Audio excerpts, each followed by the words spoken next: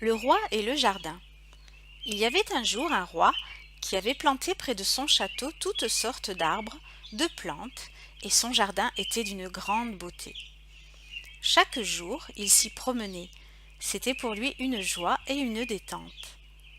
Un jour, il dut partir en voyage. À son retour, il s'empressa d'aller marcher dans le jardin. Il fut surpris en constatant que les plantes et les arbres étaient en train de se dessécher.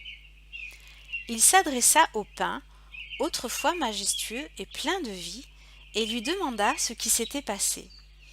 Le pin lui répondit: J'ai regardé le pommier, et je me suis dit que jamais je ne produirais les bons fruits qu'il porte.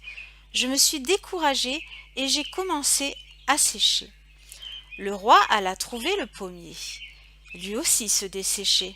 Il l'interrogea et le pommier dit: En regardant la rose et en sentant son parfum, je me suis dit que jamais je ne serais aussi beau et agréable, et je me suis mise à sécher. Comme la rose elle-même était en train de dépérir, il alla lui parler et elle lui dit: Comme c'est dommage que je n'ai pas l'âge de l'érable qui est là-bas, et que mes feuilles ne se colorent pas à l'automne. Dans ces conditions, à quoi bon vivre et faire des fleurs? Je me suis donc mise à dessécher. Poursuivant son exploration, le roi aperçut une magnifique petite fleur. Elle était toute épanouie. Il lui demanda comment il se faisait qu'elle soit si vivante.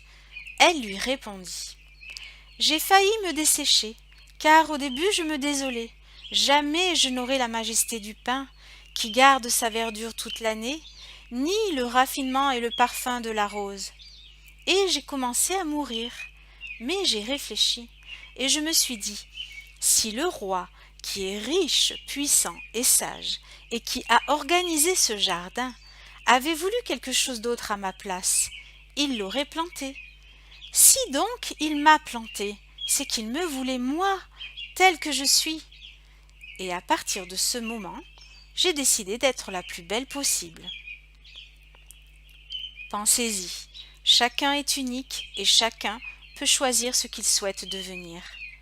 Se comparer aux autres n'apporte rien, car les autres n'ont pas le même vécu que vous, et les apparences peuvent vous tromper. Cherchez plutôt ce qu'il y a de meilleur en vous, et apprenez à aimer ce que vous êtes et ce que vous avez.